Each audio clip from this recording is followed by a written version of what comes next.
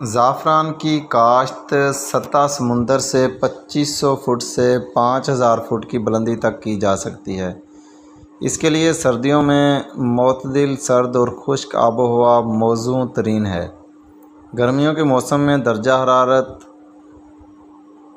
اور زیادہ بارشیں اس فصل کے لیے ضرر رساں ہیں۔ زیادہ بارش والے یا سیم زدہ علاقے میں جہاں رطوبت زیادہ ہوتی ہو، اس کی کاشت کے لیے نامناسب ہوتے ہیں۔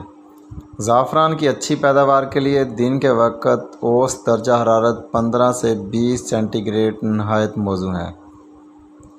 زعفران کی کاشت کے لیے کلر اٹھی، خالص ریتلی اور سخت زمین موزوں نہیں رہتی، بلکہ ایسی میرا زمین جس کا نکاس اچھا ہو اس کی کاشت کے لیے زیادہ موزوں سمجھی جاتی ہے۔ سیلابی زمینوں میں اس کی گٹھیاں گل سڑ جاتی ہیں فنگس کی وجہ سے۔ تندرست جڑی بوٹیوں سے پاک اور زرخیز زمین میں اس کی بڑھوتری خوب ہوتی ہے اور صحت مند اور توانا پھول پیدا ہوتے ہیں۔ اس کی کاشت سے پہلے زمین کو اچھی طرح تیار کر لیا جائے۔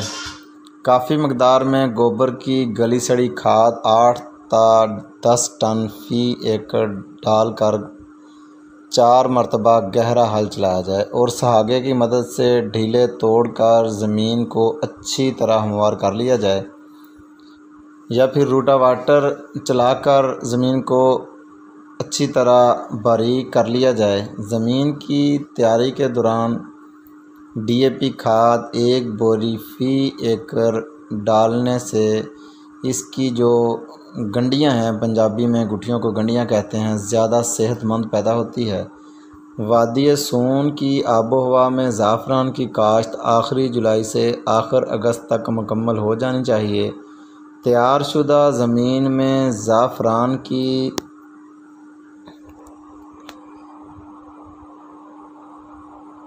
گٹھیاں قطاروں میں اس طرح کاشت کی جائیں کہ قطار سے قطار کا فاصلہ 30 سینٹی میٹر اور گٹھی سے گٹھی کا فاصلہ 15 سینٹی میٹر ہونا چاہیے۔ احتیاط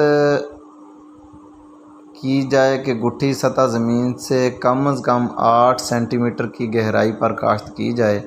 اس طرح 1 ایکڑ میں تقریباً 80,000 گٹھیاں کاشت ہوتی ہیں۔ گٹھیوں کو بوائی سے پہلے پھپھوندی کش دوائی لگائی جائے۔ پھپھوندی کش دوائی کے لیے آپ بائر کا ہومبر ایکسل استعمال کریں۔ اس طرح فصل کی گٹھیاں سڑنے گلنے سے محفوظ ہو جاتی ہیں۔ زعفران کی فصل کے لیے مقابلتاً کم پانی درکار ہے۔ پہلا پانی گٹھیاں لگانے کے فوراً بعد دیا جائے۔ دوسرا پانی جب گٹھیاں زمین سے اگنی شروع ہو جائیں تب دیا جائے۔ تیسری آب پاشی کا وقفہ 6 ہفتہ تک بڑھا دیا جائے اور چوتھی دفعہ جنوری فروری میں پانی دیا جائے۔ بارشوں کے دنوں میں پانی دینے سے اس کی گٹھیاں گل سڑ جاتی ہیں، تاہم پھول نکلتے وقت آب پاشی کرنا نقصان دہ ہے۔ زعفران سے اچھی پیداوار حاصل کرنے کے لیے تندرست اور زرخیز زمین درکار ہے، لہٰذا نائٹروجن 40 کلو گرام اور فاسفورس 50 کلو گرام فی ایکڑ ڈالی جائے۔ فاسفورس کھاد بوائی کے وقت جبکہ نائٹروجن کھاد 1 مہینہ کے وقفہ سے 4-5 قسطوں میں ڈالی جائے۔ یوریا ڈالنے کے فوراً بعد کھیت کو پانی لگانا چاہیے۔ کھاد کی مقدار کا انحصار زمین کی نوعیت، زرخیزی اور پی ایچ لیول پر ہے۔ زعفران کی فصل کے لیے گوڈی کی کوئی ضرورت نہیں ہوتی، تاہم گھاس پھوس اور جڑی بوٹیاں تلف کرنے کے لیے صرف گوڈی کر سکتے ہیں۔ گوڈی کے دوران یہ ضرور خیال رکھنا چاہیے کہ گوڈی کرنے کے لیے استعمال ہونے والے اوزار سے گٹھیاں زخمی نہ ہونے پائیں۔ گرمیوں کے موسم میں اسے کسی قسم کی گوڈی اور کھاد کی ضرورت نہیں ہوتی۔ اگر آپ کی زعفران کی فصل میں گھاس نما جڑی بوٹیاں اگاتی ہیں تو آپ اس میں کزیلوفاپ کا سپرے کر کے ان کو تلف کر سکتے ہیں۔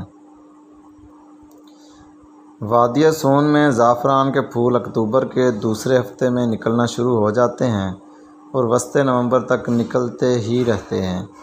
جبکہ پھولوں کی اکثریت اکتوبر کے آخری ہفتہ سے لے کر نومبر کے پہلے ہفتے تک نکل آتی ہے۔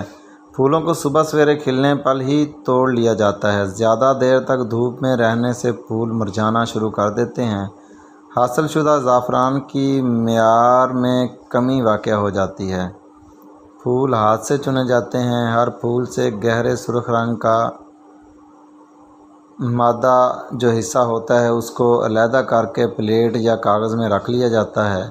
ان حاصل شدہ مادہ حصوں کو 7 سے 10 دن تک سائے میں خشک کر کے شیشے کے مرتبانوں میں بند کر لیا جاتا ہے۔ اس طرح اصل تجارتی زعفران تیار ہو جاتا ہے۔ زعفران کی پیداوار کا انحصار پودوں کی عمر اور زمین کی زرخیزی پر ہوتا ہے۔ زعفران لگانے کے بعد پہلے موسم میں پیداوار بنائے نام ہی ہوتی ہے، چونکہ اس سال تقریباً 4% گٹھیاں پھول پیدا کرتی ہیں۔ پودے میں پھول پیدا کرنے کی صلاحیت پودے کی عمر کے ساتھ بڑھتی رہتی ہے اور 5 سال کے پودے پر اوسطاً 8 پھول پیدا ہوتے ہیں۔ مشاہدات سے پتہ چلا ہے کہ 1 ایکڑ رقبے سے پہلے سال زعفران برائے نام ہی پیدا ہوگا اور دوسرے سال تقریباً 1 سے 1.5 کلو گرام اور تیسرے سال